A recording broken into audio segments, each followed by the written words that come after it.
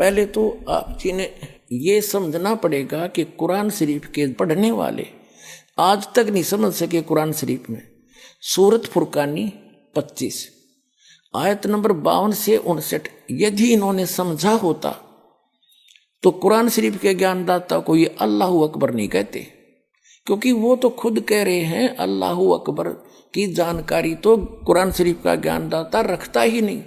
एक बार आपको रूबरू करते हैं, ये देखिएगा पवित्र कुरान शरीफ, ये है कुरान शरीफ, यह है वह इलामी किताब है जिसमें कोई संदेह की गुंजाइश नहीं। ये कहते हैं कि इसमें जो लिखा फाइनल है हमारे लिए कुरान शरीफ। और ये है सह अनुवाद सटीपन, इसका अर्थ है सह अनुवाद सटीपन शास्त्रीय अरबी पद्धति पर नागरी लिपि में रूपांतरकार है नंद कुमार अवस्थी, शेरवानी संस्करण। अब आगे देखते हैं, ये वही है जो का तो जो टाइटल पेज पर था, जिल्द पर था, ये देखिएगा शेरवानी संस्करण है, प्रकाशक है लखनऊ किताबघर मौसम बाग सीतापुर रोड लखनऊ से। और ये आज का अनुवाद नहीं है, 1969 से चल रहा है ये 17वां संस्करण 2008 ईस्वी में, कॉपीराइट सर्वाधिकार सुरक्षित है। Lucknow Kitabghar opposite bright Motors मौसम बाग सीतापुर रोड लखनऊ पर, ये उनके फोन नंबर है।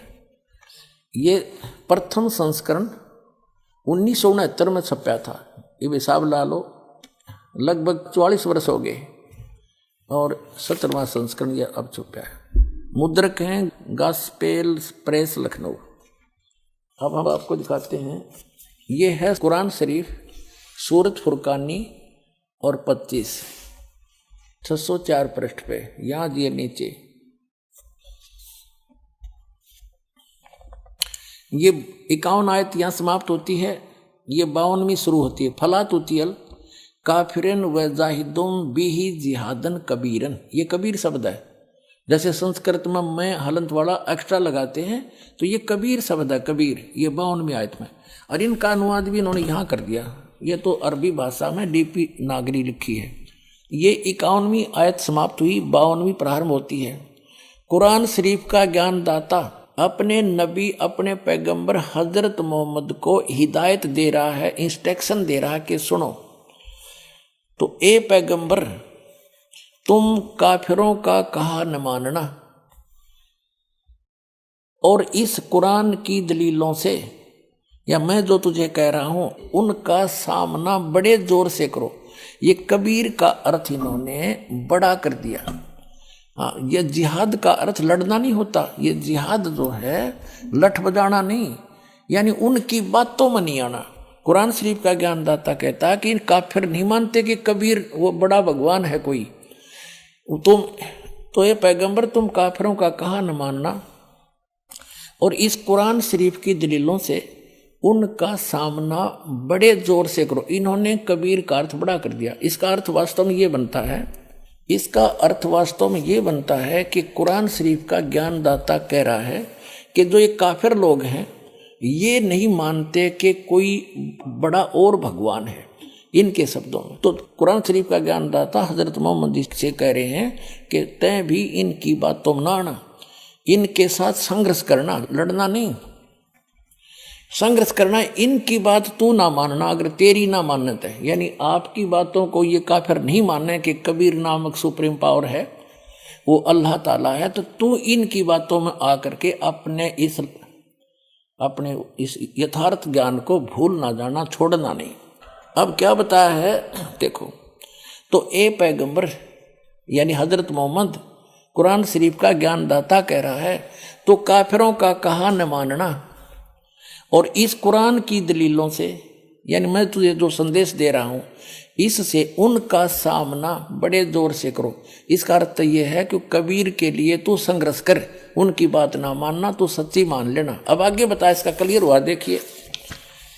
अब ये आपने 52 आयत पढ़ ली, अब 53 में कुरान शरीफ का ज्ञानदाता कहता ये कबीर जो बड़ा भगवान है वो वही है जिसने 6 दिन में सृष्टि रची और 7वें दिन तख्त पर जा बैठा। और जिसने सारी सृष्टि रची, ससुराल वाले बनाए, बहू बेटी बनाई, सब मनुष्य पैदा किए, पृथ्वी और आसमान के बीच में जो भी कंस्ट्रक्शन है, रचना है, उसने ही की। तो कुरान शरीफ का ज्ञानदाता तो रचनार भी कौन ही, ये तो कोई और बता रहा है कि वो है सारी सृष्टि का रचने वाला, और वो अल्लाह बड़ा है। वो 6 दिन में सृष्टि रचकर 7वें दिन तख्त पर जा बैठा। तो कुरान शरीफ का ज्ञानदाता वो अल्लाह बड़ा नहीं है। देखो अब हम 53 आयत पढ़ेंगे, और वही है वो कबीर नामक अल्लाह, कबीर अल्लाह, बड़ा अल्लाह वही है जिसने 2 दरियाओं को मिला चलाया, एक का पानी मीठा प्यास बुझाने वाला और एक का खारी कड़वा, और दोनों में एक आड़ और मजबूत रोक बना दी। और वही है जिसने पानी की बूंद से आदमी को पैदा किया, फिर उसको साहिबे नसब यानी किसी का बेटा या बेटी, और ससुराल वाला यानी किसी का दामाद बहू बनाया। और तुम्हारा परवरदिगार हर चीज करने पर शक्तिमान है। अब 54 आयत पढ़ लिया हमने। और काफिर अल्लाह के सिवा ऐसों को पूजते हैं जो न उनको नफा पहुंचा सकते और न उनको नुकसान पहुंचा सकते हैं। और काफिर तो अपने परवरदिगार से पीठ दिए हुए हैं, मुंह मोड़े हैं। और ए पैगंबर, हमने तुमको खुशखबरी सुनाने और सिर्फ अजाब से डराने के लिए भेजा है। अब देखो, विचार करो पुण्यात्माओं, जो हजरत मोहम्मद को पैगंबर बनाकर भेजने वाला है वो तो ज्ञान दे ही रहा है, और वो किसी अन्य अल्लाह ताला की जानकारी दे रहा है, अल्लाह अकबर की, बड़े भगवान की, अल्लाह कबीर की। तो कुरान शरीफ का ज्ञानदाता अल्लाह कबीर नहीं है। आप देखो तो, और ये पैगंबर, हमने तुमको खुशखबरी सुनाने और सिर्फ अजाब से डराने के लिए भेजा है। इन लोगों से कहो कि मैं तुमसे इस अल्लाह के हुक्म पर कुछ मजदूरी नहीं मांगता। हाँ, जो चाहे अपने परवरदिगार तक पहुंचने की राह इख्तियार कर ले। और ए पैगंबर, उस जिंदा पर भरोसा रखो। और जिंदा जो अरबी भाषा है उसमें जिंदा शब्द लिखा है, उसका अर्थ जिंदा है। जिंदा का अर्थ है क्योंकि ये परमात्मा जिन भी महापुरुषों को मिले हैं वो अल्लाह अकबर यानी ग्रेट गॉड, कंप्लीट गॉड, वहां से चलकर आता है, स्वयं सह शरीर आता है। और जिंदा महात्मा का रूप बनाकर अच्छी आत्माओं को मिलता है। ये वेद गवाही देते हैं और आंखों देखा संत गवाही देते हैं। तो आदरणीय धर्मदास साहिब जी को भी जिंदा महात्मा के रूप में मिले, एक संत के रूप में, जिंदा एक बाबा के रूप में। आदरणीय मलुकदास जी को भी जिंदा बाबा के रूप में मिले। आदरणीय नानक साहिब जी को भी बेई नदी पर जिंदा महात्मा के रूप में मिले। और आदरणीय दादू साहिब जी को भी जिंदा बाबा के रूप में मिले। आदरणीय गरीबदास साहिब जी को गांव छुड़ानी, जिला ददर, हरियाणा के खेतों में, छुड़ानी के खेतों में जब गऊ चरा रहे थे, वहां सतलोक से आए परमात्मा जिंदा महात्मा के रूप में थोड़ी सी दूर पर आकर उतर के उनसे मिले। उनको सचखंड ले गए, इन सब महात्माओं को फिर वापस छोड़ा। तो इन सभी महात्माओं ने कहा कि जैसे आदरणीय गरीबदास साहिब जी ने कहा कि अनंत कोट ब्रह्मांड का एक रति निवार सतगुरु पुरुष कबीर हैं, ये कुल के सिरजनहार। हम सुल्तानी नानक तारे दादू को उपदेश दिया, जात जुलाहा भेद नहीं पाया, वो कासीमाए कबीर हुआ। तो जिसको भी वो मिले हैं जिंदा महात्मा के रूप में मिले। ऐसे ही हजरत मोहम्मद जी को मिले थे परमात्मा जिंदा महात्मा के रूप में।